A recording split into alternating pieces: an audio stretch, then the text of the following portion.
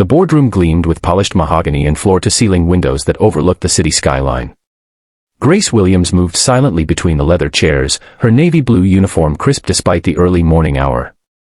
At 42, she had worked as a cleaning supervisor at Morrison Financial Group for nearly 15 years.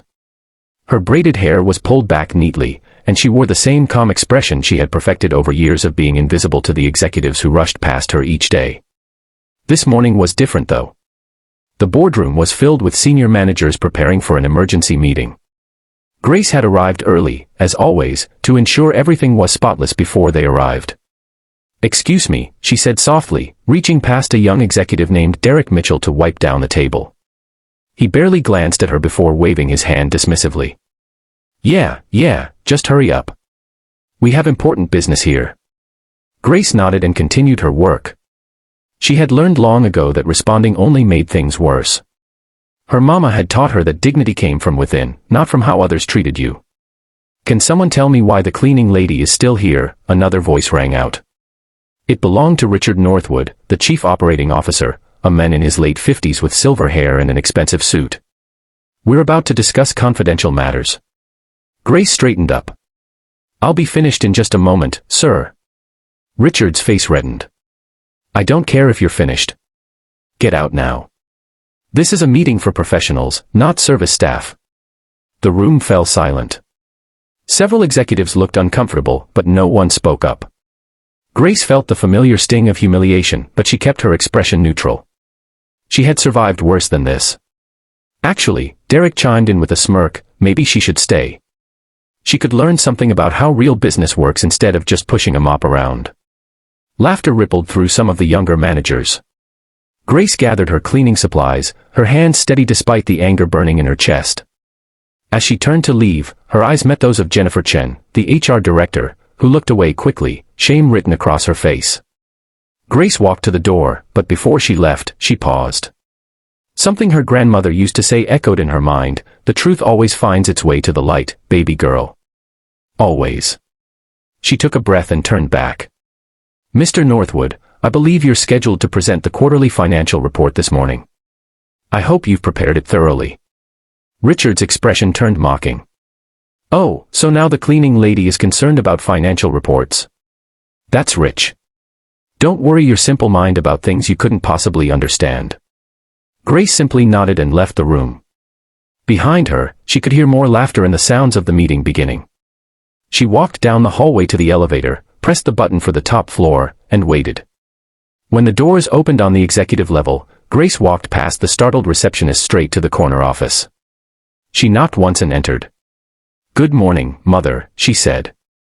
Eleanor Williams, founder and CEO of Morrison Financial Group, looked up from her desk. At 71, she still came to work every day, though few people knew she maintained active control of the company.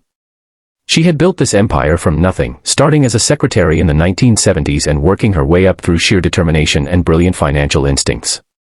"Grace," Eleanor said, setting down her reading glasses. "I wasn't expecting you up here this early." Grace sat down across from her mother and told her everything that had happened in the boardroom.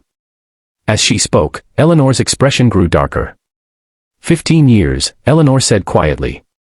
"You've worked here 15 years, watching, learning, earning your MBA at night, and they still treat you like you're invisible. It's time, isn't it?" Grace asked. Eleanor nodded slowly. "Yes, I believe it is." 20 minutes later, Grace and Eleanor entered the boardroom together. The meeting stopped abruptly. Richard Northwood's face went pale. "Good morning, everyone," Eleanor said, her voice carrying the weight of authority earned over 5 decades in business. "I apologize for the interruption, but something has come to my attention that requires immediate addressing." She gestured to Grace, who stood beside her, no longer in her cleaning uniform but in a tailored business suit she had changed into. "Many of you don't know this," Eleanor continued, "but Grace Williams is my daughter. For the past 15 years, she has been working in this company from the ground up, learning every aspect of our operations. She has an MBA in finance from Columbia University, which she earned while working full-time and raising 2 children on her own." The room was silent enough to hear breathing. Derek's smirk had vanished completely. "This morning," Eleanor said, her voice hardening, "she was mocked, dismissed, and humiliated in this very room by several of you, simply because you believed her position made her less worthy of respect. Richard tried to speak, but Eleanor held up her hand. Mr. Northwood, your quarterly report, which you were so confident about presenting, contains 3 major errors that could have cost this company millions. Grace identified them 2 days ago and brought them to my attention. She gave you the opportunity to find and correct them yourself. You failed to do so. Richard's face drained of all color. Effective immediately, Eleanor announced, Richard Northwood is relieved of his position as Chief Operating Officer.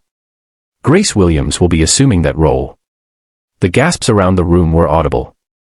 Jennifer Chin looked like she might cry. Derek appeared to be in shock. Grace stepped forward, her voice steady and clear. I want to be very honest with all of you. I didn't go through this experience to seek revenge.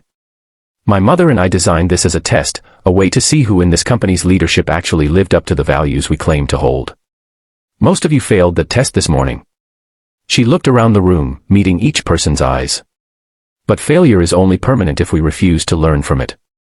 I hope that what happened today will remind each of you that every person in this building, from the cleaning staff to the executive suite, deserves respect and dignity. We all contribute to this company's success.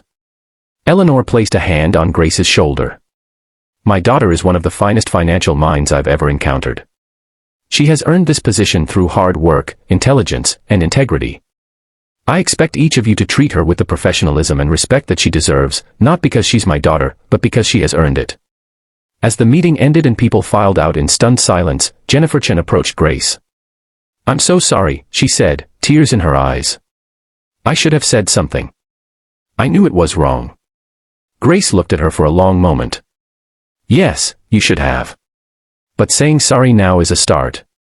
The question is, what will you do differently next time? Jennifer nodded, understanding the weight of that question.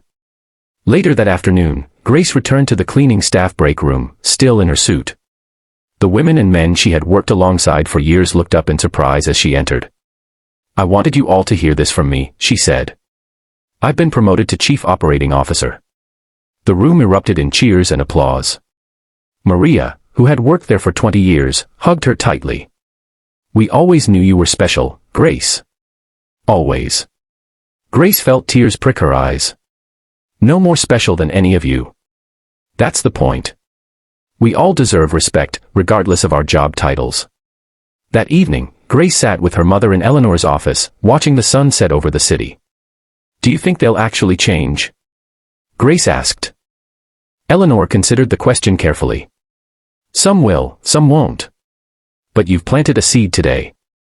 And seeds, given time and attention, have a way of growing into something beautiful. Grace thought about her grandmother's words, about truth finding its way to the light. She thought about the 15 years she had spent being overlooked and underestimated.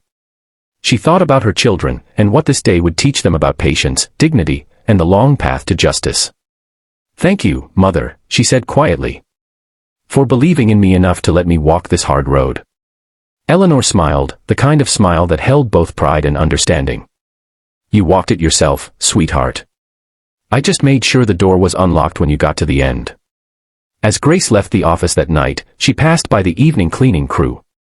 She stopped to shake each person's hand, to ask about their families, to see them as the whole, complex human beings they were. It was a small thing, perhaps, but Grace knew that change often started with small things.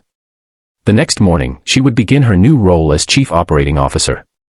There would be challenges ahead, resistance from some, and the weight of proving herself all over again in new ways. But Grace was ready. She had spent 15 years preparing for this moment, learning not just about business, but about character, resilience, and the quiet strength that comes from knowing your own worth. And that, she thought, was the kind of education no university could provide. If this story touched your heart, please take a moment to like this video, share it with someone who needs to hear this message, and subscribe to our channel for more inspiring stories that celebrate dignity, perseverance, and the triumph of the human spirit. We'd love to hear your thoughts in the comments below. Have you ever witnessed or experienced something similar? Your story matters, and sharing it might inspire someone else. Thank you for listening, and remember that respect and kindness cost nothing, but their value is priceless.